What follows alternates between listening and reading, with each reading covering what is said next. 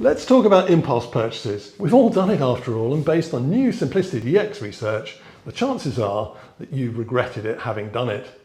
Impulse buying generally isn't good for consumers, and it isn't good for brands either. Here's why.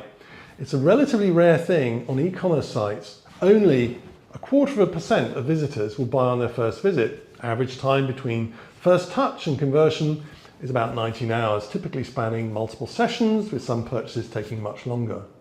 Consideration is a good thing. It builds anticipation, ensures a good fit with customer needs, and critically reduces post-purchase regret. We also know that conversion rates tend to go up towards the end of the month when consumers have cleared their household bills and have money left over to spend. And impulse purchases, of course, may encourage overspending. It's back in the news again because social networks are making it easier to buy within an ad with just a few clicks. On the face of it, this looks like an opportunity to convert at the maximum point of excitement. Fantastic! All good, right? Well, maybe not. Equally, the rise of QVC-style live shopping with limited offers and big discounts means that more consumers are exposed to potential impulse buys than before. But our research shows that more than half of consumers regret impulse purchases. Post-purchase regret is not a good emotion for building long-term customer relationships, repeat sales over time, or loyal brand fans that will spread the word. Rather, impulse purchases can frequently lead to higher product returns and a negative brand image.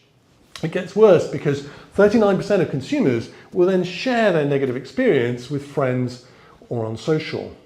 Our data shows that of those consumers regretting a recent impulse purchase, only 45% went on to return the item and request a refund. This suggests that more than half are living with products that they regret buying, or they don't want, or they couldn't really afford, or remind them of how your brand is in a negative way, or even just throw away and go into landfill.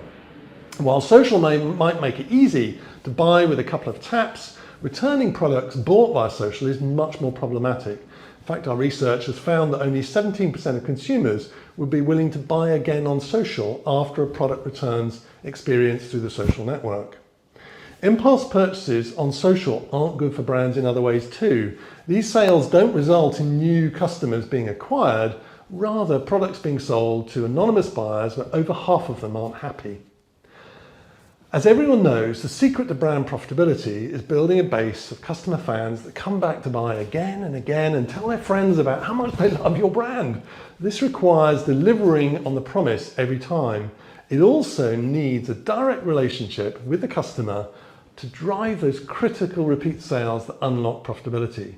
Where and how they buy is just as critical to the overall experience as the quality of the product and the after-sales experience. Learn more and download the Impulse Trap from simplicitydx.com.